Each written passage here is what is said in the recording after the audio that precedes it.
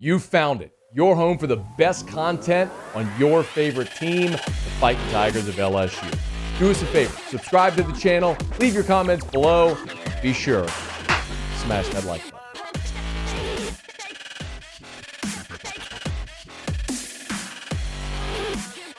ESPN came up with a list of the top 100 players from this past football season. As you might anticipate, Caleb Williams, number 1, Jalen Carter, number 2, C.J. Stroud, Bryce Young, Bijan Robinson rounding out the top 5, Jalen Hyatt, the receiver from Tennessee, 6. There's Max Duggan, Will Anderson, Marvin Harrison Jr., Blake Corum, the injured running back from Michigan, at 10. Michael Mayer, the Notre Dame tight end, 11. A lot of the familiar names. Hendon Hooker at 12. I'd have had him higher, but whatever. I mean, everybody can come up with their list however they want. It's unenviable because you're not just ranking quarterbacks or defensive players or anything like that. You're trying to rank every player in college football based on how good they were this year. And when there isn't any objective metric or data to use, that's just really tough. There were 3 LSU players on the list that I'll get to. O'Cyrus Torrence came in at number 23 on the list. And this one is just always interesting to me because O'Cyrus Torrence is a Louisiana guy who went to St. Helena. And he was a 3-star, and he wasn't super heavily recruited coming out of St. Helena. I went back and asked some people about his recruitment, and he was a big kid, but maybe his body needed to get a little stronger, but was a real road grader, tough physical player. And that was back in the 2019 class. And he ended up signing, of course, with ULL and then played there and then transferred to Florida this year, became an All-American, and is very likely going to be a first-round draft pick. Well, in that class, that year, St. Helena played Amite. And, of course, Amite had Ish Sopsher, who was a 5-star defensive tackle. And as it was related to me, there were a lot of scouts and talent evaluators there, and there were a lot of people who pushed LSU to try to sign O'Cyrus Torrence, to offer him. He was a 3-star from St. Helena. Again, he's a number 1,050 whatever nationally. Wasn't a super highly rated guy, but you could tell the potential was there. And LSU passed, of course, on him in high school. And then when he was in the portal after being in Lafayette, he followed Billy Napier to Florida, where he played this season. So LSU kind of missed on him twice. And that was, of course, the same class where Cardell Thomas was sort of the blue chip offensive line recruit in state that year. Cardell was the offensive line blue chipper, and Ish Sopsher was the defensive line blue chipper. And both have gone on to have sort of Cardell's still kind of looking to crack the rotation at LSU, and Ish Sopsher's transferred a couple times and is currently not playing football.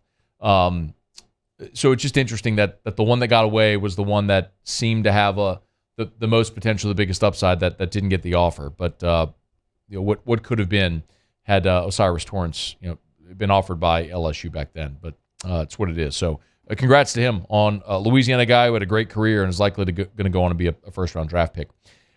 If I asked you, who do you think is the first LSU player on the list? Muse, let me ask you, if I had to ask, who do you think? Don't look. Have you seen it? No. Who's the first LSU player on the list? B.J. Ojulari. Close, but no. Oh, darn. I wasn't asking for the buzz. That wasn't why I was pausing, but good job. You want another guess? You're only 4 spots off, but you want another guess? Oh, man. Ojulari was 58. Okay. There was one LSU player 4 spots ahead of him. I'll go with Kayshon Boutte. Nope. Kayshon not on the list. Top 100 players of the season. Oh, the season. I'm sorry, I didn't hear that. No, I didn't hear that. Top 100 players from this past football season. Man, I feel like it's right there in front of my face, and I just don't have it. Harold Perkins. Of course. Yeah, that makes a lot of sense. Harold Perkins at 54 is, I don't want to say stunning, because he had an amazing year. But generally, freshmen don't get that kind of run. You got to have to build your name, and then you get the run. But when you look at some of the players after him, Jared Verse, remember Jared Verse from Florida State, who's projected by everybody to be a first-round pick? They got Jared Verse at 56. They have Harold Perkins ahead of Verse. Sam Hartman, the quarterback from Wake Forest who just transferred to Notre Dame, he's at 59. So when you look at the caliber of player ahead of whom Harold Perkins is ranked, it's pretty impressive. And one of the things about Harold Perkins that we talked about was during the season was that he as a freshman is a better linebacker than Devin White was as a freshman. Again, I feel like I always have to clarify this, and the more he plays, the less I feel like we have to clarify. But as a freshman, Harold Perkins is a better linebacker than Devin White was. That's not even debatable at this point. In 2016, as a freshman, Devin White played in 8 games. Harold Perkins played in all 14. Devin White had 30 tackles. Harold Perkins more than doubled that with 72. Devin White had 3 tackles for loss. Harold Perkins had 13 tackles for loss this year and 7.5 sacks. Devin White had 1 as a freshman. Like, not even remotely close. Harold Perkins as a freshman blows Devin White as a freshman out the water. Now, how much more can he improve?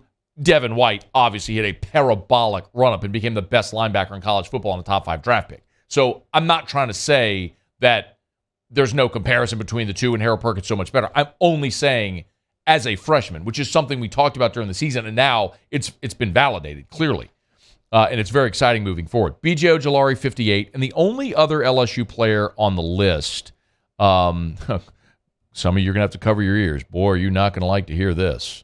Jaden Daniels at number 97 on the list as far as the top 100 prospects, players from college football this year. Again, so Perkins, 54, Ojulari, 58, Daniels, 97. And I think the thing that was most validating about this list is how impressive of a year Brian Kelly had in year 1. Because when you put out a list like that, and it's the top 100 players in the country, and you've only got 3 guys on it,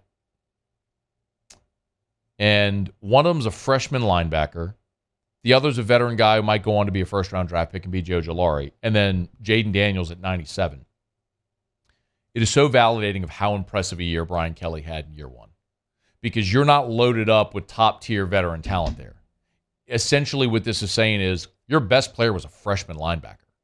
And you weren't loaded up with a whole bunch of elite talent. I think that's going to play out when the draft rolls around this year as well. Yes, LSU's got a lot of talent, a lot of guys that are going to continue to develop. But he identified talent in the portal, plugged holes where he had to, got guys to buy in, and they played well, played together, and were well coached. That's why they won as many games as they did. That foundation, when you start to add elite talent on top of it, class after class after class, now you're starting to talk about when it gets really fun. It looks like LSU's headed towards it. Hey, thanks so much for watching. Please leave your comments. I love to interact. And be sure to hit the red subscribe button below.